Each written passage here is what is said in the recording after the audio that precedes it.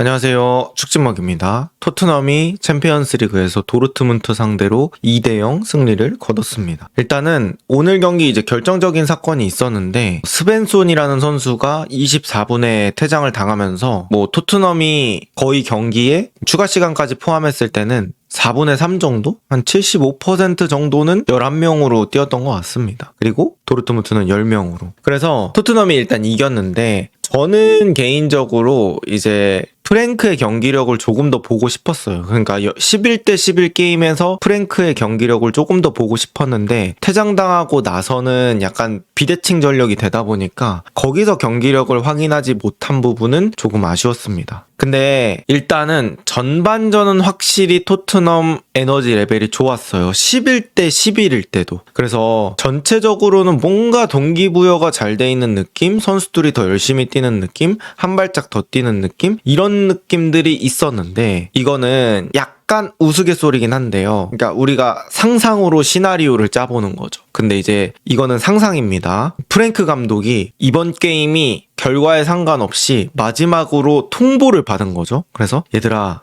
나 오늘 마지막 게임인데 그냥 오늘 한 번만 죽어라고 열심히 뛰어라. 이거는 이기고 마무리를 하고 싶다. 이런 일이 있었나 싶을 정도로 오늘은 선수들이 되게 열심히 뛰었습니다. 그래서 전반전에 11대 11에서도 기세 좋게 일단 도르트문트한테 압박 들어가는 것들이 족족 다 먹혔어요. 전반 초반에는. 그래서 도르트문트 선수들이 쉽게 하프라인을 넘지 못했고 토트넘이 에너지 레벨로 탁탁 들어가는 그런 느낌이 있었고 거기서 이제 도르트문트의 어떤 수비 진영이 제대로 갖춰지지 않았을 때 토트넘이 공격하고 이런 부분들이 나름 효과적으로 느껴졌습니다. 그리고 이제 오늘 어떻게 보면 큰 변화는 선발 라인업이라고 볼 수 있어요. 그러니까 스펜스를 왼쪽 윙어 자리에 배치를 했는데 이 스펜스가 전술적으로 좀 중요한 역할을 했거든요. 이제 오늘 경기 우도기 스펜스가 같이 나왔는데 저는 이제 수비 시에는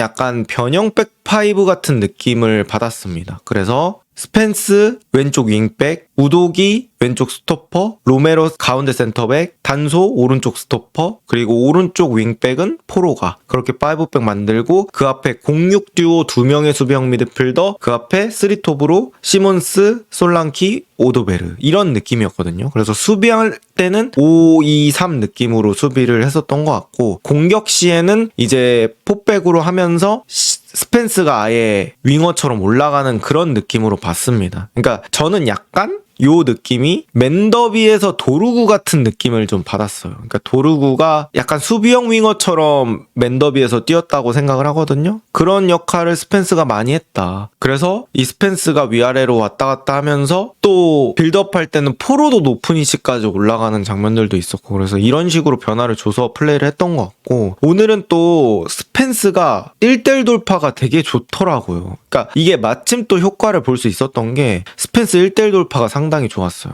그러니까 스펜스 2명도 이겨내는 장면들이 꽤 많았다. 그래서 스펜스 이거 드리블 괜찮네? 이거 윙어로 포변을 해야 되나? 싶다가도 이제 스펜스의 킥에서 저는 한계를 느끼는 것 같아요. 일단 스펜스가 사실 왼발 킥이 저는 그렇게 좋다고 생각 안 합니다. 그래서 역발 윙어는 어쩔 수 없이 왼발로 크로스나 컷백을 해야 되는 그런 상황이 있는데 거기서는 효율이 확 죽어버리는 것 같아요. 그런 부분이 있고 또 결국에는 역발 윙어라면 안쪽으로 들어오면서 슈팅에서 또 장점을 보여줘야 된다고 생각을 하는데 사실 슈팅도 그렇게 좋은 편은 아닌 것 같습니다. 그래서 이런 식으로 수비형 윙어처럼 전술적인 포인트를 가져갈 때는 가끔 써볼 수 있겠지만 이거를 플랜 A로 삼기에는 어렵지 않을까라는 생각이 있었어요. 어쨌든 1대1 돌파는 스펜스 되게 좋다고 느꼈고요. 그 다음에 오른쪽 라인은 오도베르 포로가 둘이 콤비네이션으로 많이 뚫었습니다. 저는 요거는 그래도 의미가 있다고 봐요. 그러니까 제가 토트넘한테 뭔가 불만을 가졌던 상황? 그리고 토트넘 왜 이래? 이렇게 얘기했던 거는 개인 능력으로 뚫지 않으면 전진을 못하는 상황들이 되게 많았거든요. 근데 오늘 경기는 오도베르하고 포로가 둘이 2대1 패스를 하는 장면들이 저는 개인적으로 되게 많았다고 느껴져요. 그러니까 물론 이게 상대가 퇴장당해서 공간이 확보가 돼서 그런 부분들도 있었어요. 득점 들어가는 장면에서는 둘이 2대1 패스할 때 어느 정도 그런 부분들이 반영이 되긴 했거든요.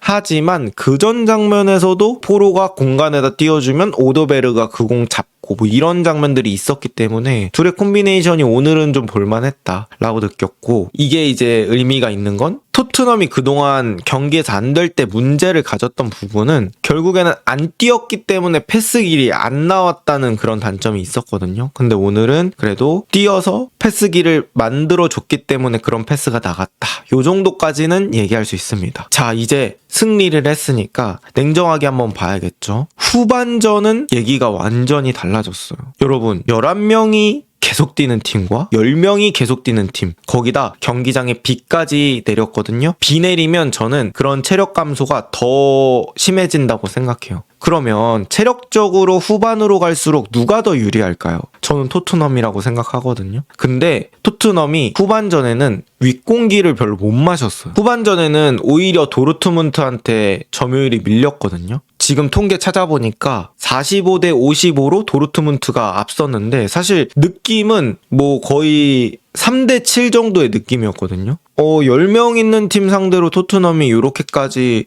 밀린다는 건 뭔가 그 웨스트햄전에서 느껴졌던 그런 분위기가 살짝씩은 느껴지는 부분들이 있었습니다. 그러니까 물론 2대 0으로 이기고 있고 상대가 한 명 퇴장당했고 또 토트넘은 리그 경기가 있기 때문에 무리 안 하는 거라고 얘기할 수도 있겠죠. 하지만 그럼에도 불구하고 토트넘이 뭐 후반전에는 급격하게 체력적으로 약간 저하가 된 게 느껴지는 모습, 그 다음에 상대의 압박을 못 이겨내는 모습. 사실 상대가 10명일 때 경기력이 안 좋은 그런 양상은 보통 어디에서 나오냐면 10명인 팀이 한 골을 앞서고 있다. 그래서 앞으로 나갈 필요가 없다. 그래서 10명 전체가 수비를 한다. 이럴 때는 11명인 팀이 좀 답답해지는 그런 케이스도 나와요. 그거를 못 뚫으니까. 어쨌든 10명만 내려앉아도 상당히 뚫기 힘들어지니까. 근데 토트넘은 그게 아니었거든요. 도르트문트가 2골 뒤지고 있기 때문에 10명이어도 어쩔 수 없이 라인 올려서 공격을 했었어야 됐어요. 근데 토트넘은 그런 상황에서 역습 찬스나 기회가 나올 수 있는 상황임에도 불구하고 거기서 역습을 많이 못 만들어내더라고요. 그래서 경기가 이긴 거는 오케이, 논외로 치고 경기력적인 측면으로 봤을 때는 후반전 경기력은 글쎄? 라는 부분이 좀 있었다. 그리고 저는 토트넘 선수단의 어떤 특성을 오늘 더 느낀 것 같아요. 그러니까 토트넘 선수단은 너무 분위기에 많이 휩쓸리는 것 같아요. 이게 어린 선수들도 일단 기본적으로 많아서 저는 그런 부분을 되게 많이 느꼈어요.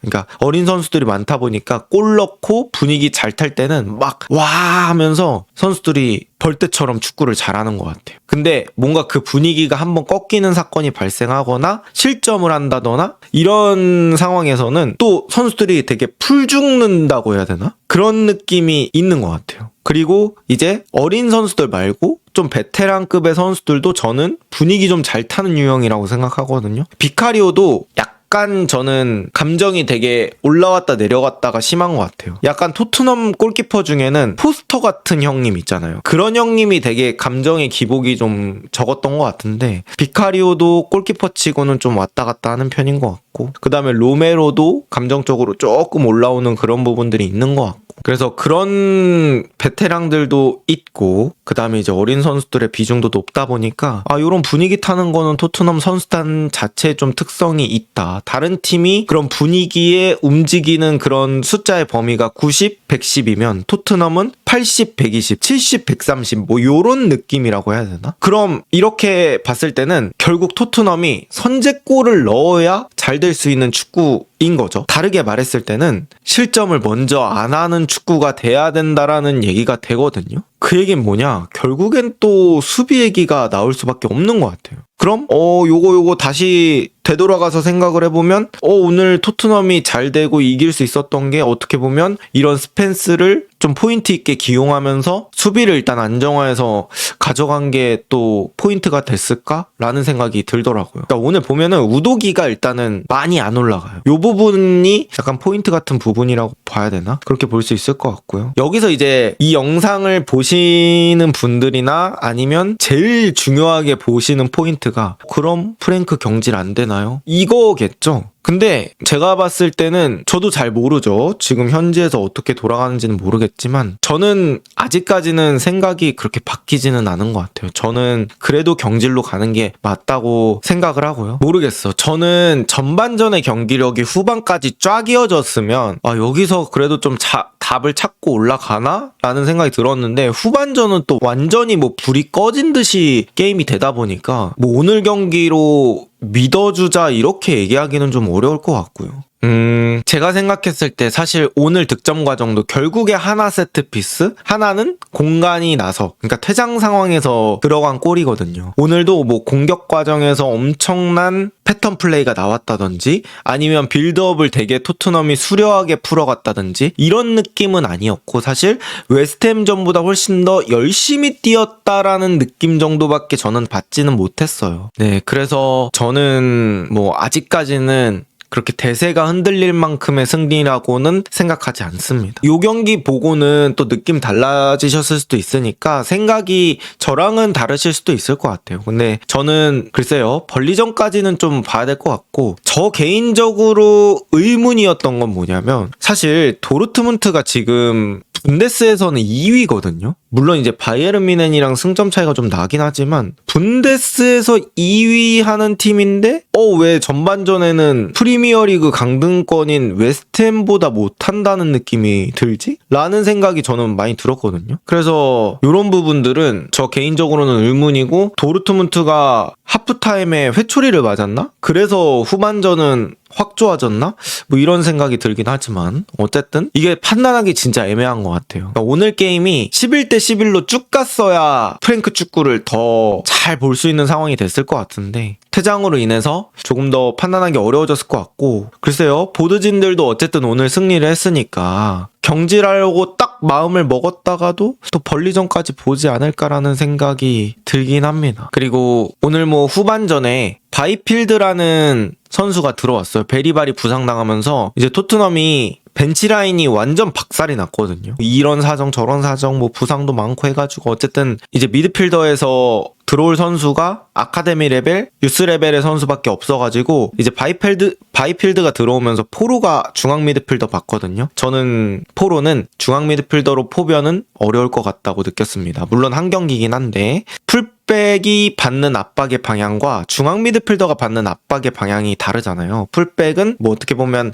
앞쪽에서 오는 압박이 주로 있을 테고 그런 것들을 이겨내면서 앞으로 공을 전진시켜야 하면 중앙 미드필더는 등지고 공을 잡고 돌아서야 되는 상황도 많고 압박이 사방에서 들어오는데 그런 방향에서 오는 차이를 포로는 잘 이겨내지는 못하는 것 같다는 느낌 받았어요. 아놀드가 유로 때 중앙 미드필더로 기용이 됐었거든요. 그렇게 되니까 저는 아놀드의 그런 특수성을 더 살릴 수 없다고 느꼈는데 뭔가 그런 느낌도 좀 나고 포로가 미드필더로 쓸 때는 그래서 포로는 일단 풀백이 맞는 것 같다라는 생각이 들었습니다. 어쨌든 토트넘이 챔피언스리그 실시간 순위 지금 4위까지 갔거든요. 내일 팀 경기를 해봐야 되긴 하겠지만 실시간 4위면 진짜 크고 제가 봤을 때는 프랑크푸르트전에서 비기는 것도 어떻게 한번 8위 안에 비벼볼 수 있지 않을까? 라는 생각이 일단 들고요. 이기면은 무조건 확정이고. 근데 이제 토트넘이 어쨌든 간 최악의 경우의 수는 저는 9등 하는 거. 그러니까 9등이나 10등 해가지고 플레이오프 가가지고 거기서 2경기 더 하고 지는 거. 이게 최악이거든요. 그러니까 토트넘도 어쨌든 지금 직행의 그런 찬스까지 왔다 보니까 이거는 꼭 살려야 될 것 같습니다. 그리고 냉정하게 16강 직행하는 팀 중에서 토트넘이 뭐 체급이 엄청 높다고 볼 수는 없겠죠. 하지만 토너먼트는 진짜 모르는 그런 영역이라서 어쨌든 간 직행을 빨리 해서 확정을 다음에 하고, 그러니까 뭐 다음이 마지막 경기긴 한데, 그러니까 다음에 직행을 확정지어서 거기서부터는 이제 진짜 모르다 보니까 눈앞에 있는 것만 신경 쓰다 보니까 그렇게 또 한 번 기적을 바라봐야 되는 것 같습니다. 모르는 거죠. 그때 토너먼트부터는 저는 정말 모르는 거라고 생각을 합니다.